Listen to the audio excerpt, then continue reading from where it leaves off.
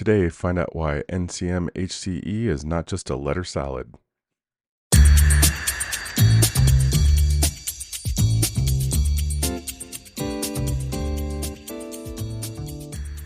Welcome to the Licensure Lifeline.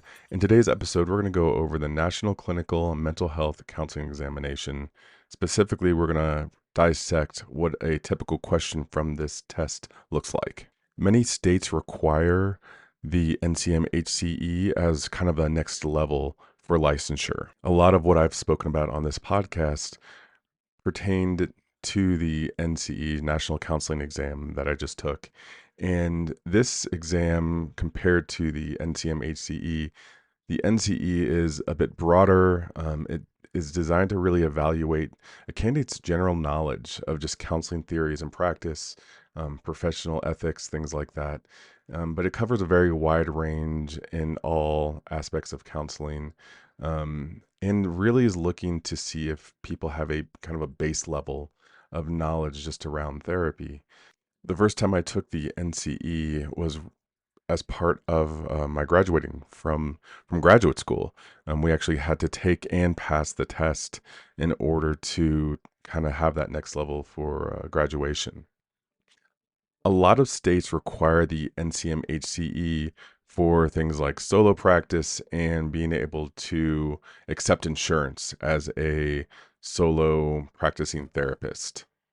For many counselors, this becomes kind of a next level of therapy after they've put in some hours. Like there's an hour requirement that you have to get of a clinical face time before you can even take the test. I believe it's 2,000 hours.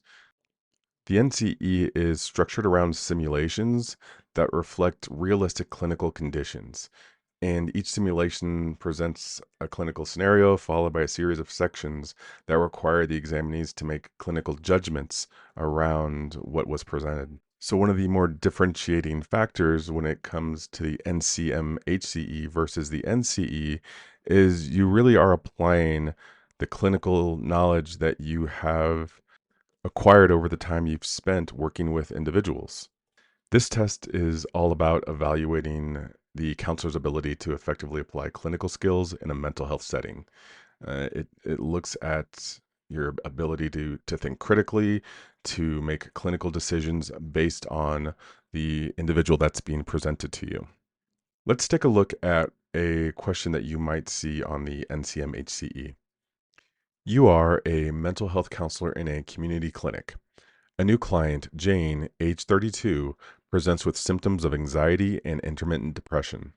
She reports difficulty sleeping, constant worrying about her job security, and a decrease in motivation to engage with friends and family. Jane mentions feeling overwhelmed by the smallest task and has noticed an increase in alcohol consumption in the evenings to help her wind down. Let's take a look at how you might break down a question like this. First up, client information. Jane, she is 32 years old.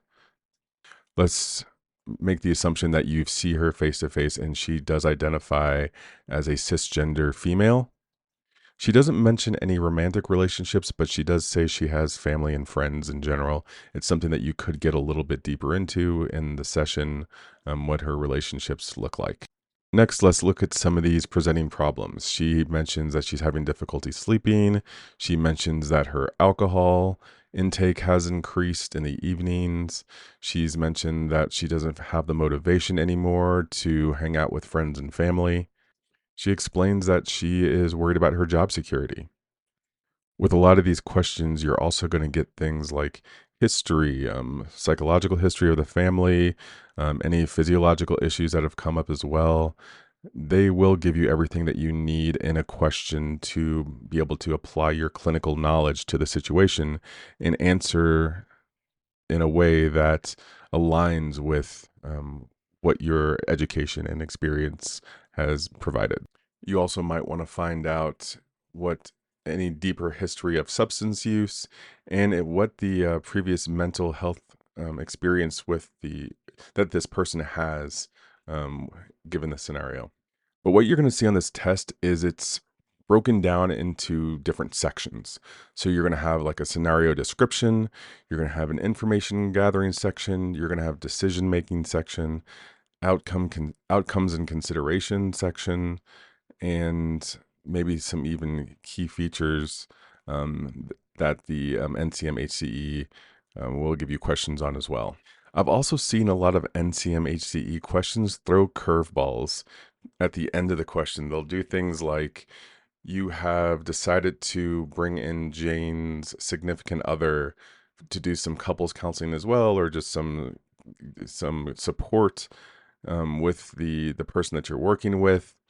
And while the while Jane is on a bathroom break, the significant other confides in you that they're having an affair, and what would be your next best step there. So, it gets your mind into this place where, you're evaluating Jane, trying to figure out what's going on with Jane, and all of a sudden you'll get this curveball where it's like, wait, now I got to figure out what to do with this guy. Of course, it'd probably be, refer him out. A lot of the times the answer is refer him out, but just want to keep you prepared for like kind of being on your toes. A lot of these questions will throw curveballs at people. Something else you'll see a lot with these questions is they will ask what might be a really good assessment to use with these individuals. They'll ask things like, what are some other services that you might recommend to this person? Things like medication support or group therapy. For the most part, these questions are pretty straightforward. Again, like similar to the NCE, they don't necessarily try to trick you. I mean, like I said, they'll throw some curveballs in there every once in a while, but they don't really try to trick you, and they give you the information that you need to make the decision about this individual.